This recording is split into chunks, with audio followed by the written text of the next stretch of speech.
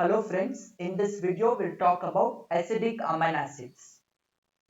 So we'll discuss about introduction, the acidic amino acids, asparagine and aspartate, glutamine and glutamate. So as I already told you, what are the acidic amino acids? Aspartate, asparagine, glutamate and glutamine. Glutamate, aspartate, they are amido amino acids. Asparagine, glutamine, they are amino amino acids. Aspartic and glutamic acid are dicarboxylic acids. Please remember this difference forever. Okay. So here we need to remember all acidic amino acids are non-essential and glycogenic. Okay. Remember these two terms, non-essential and glycogenic. Let us see with aspartate and asparagine. First, aspartate. Aspartate is the one in the urea cycle and it is a connecting link between the urea and TCA cycle. Also for purine and pyrimidine synthesis.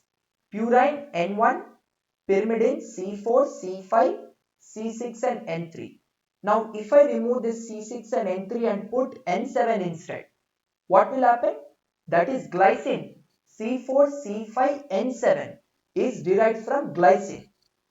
Then malate aspartate shuttle, that is important. So I'll explain why in the urea cycle. Just see here, from citrulline to argininosuccinic acid, what was the enzyme? Argininosuccinic acid synthase. In that aspartate was introducing inside the cycle. That is why I said aspartate in the urea cycle. Connecting link, this is to show you. Oxaloacetate is forming aspartate. How? Malate aspartate shuttle. Okay. So through the malate aspartate shuttle, this aspartate which is there, that's going to enter into the urea cycle and that is citrulline to argininosuccinic acid. And here I told you in purine and pyrimidines. For the moment, please forget about N10 formal THF, glycine, CO2. Okay, when we discuss and even glutamine, okay, just forget this CO2, glycine and N10 formal THF. We will see the details in the nucleotide metabolism. Okay, for now understand that aspartate is N1. You can see N1. Okay, glutamine is N3 and N9. How do I remember N3 and N9? Easy, 3 square. What is 3 square? 9. So N3 and N9 is glutamine, N1 is aspartate. Okay, remember A. We know, right? A, B, C, D, E, F, like that numbers 1, 2, 3, 4, 5, like that. So that's the way to remember aspartate as N1. This is malate aspartate shuttle. I told you. The aspartate was coming in to link with the urea cycle. Now, and the use of aspartate will be in transamination. So, transamination is an amino acid transfers its amine group to keto acid. So, what is happening? There is a formation of the new keto acid. So, aspartate and alpha ketoglutarate combine to form. What is the new amino acid? Aspartate becomes glutamate, alpha ketoglutarate becomes oxaloacetate. Please practice this reaction, it's very important. When we discuss SGOT, SGPT, liver function test, this reaction will play a very important role. And interconversion with asparagine. Okay, aspartate to asparagine, simple enzyme, asparagine synthase. ATP to ADP, ammonia to water, asparagine. Reverse is very simple. I told you ammonia to water, exactly reverse. Exactly reverse of forward reaction is backward reaction. That's all. But enzyme is important. From asparagine to aspartate, asparagine is important. From aspartate to asparagine, asparagine synthase is important. If I know this, I can write for glutamate, glutamine. Very simple. Just replace glutamate on glutamine synthase, will get glutamine. Glutamine on glutaminase will get glutamate. That's all. Let us come into glutamine and glutamate. Glutamine, what is the role? in CPS1, cofactor of CPS1. Then in glutathione, gamma glutamyl cystinyl glycine. Please remember this name, glutathione. It can be asked in Viva. Please remember this name, gamma glutamyl cystinyl glycine. Okay, we'll see one by one. This is the role in glutathione. So remember, glutamate and cysteine will combine on enzyme gamma glutamyl cystinyl synthase. Sorry, gamma glutamyl cysteine synthase. ATP to ADP.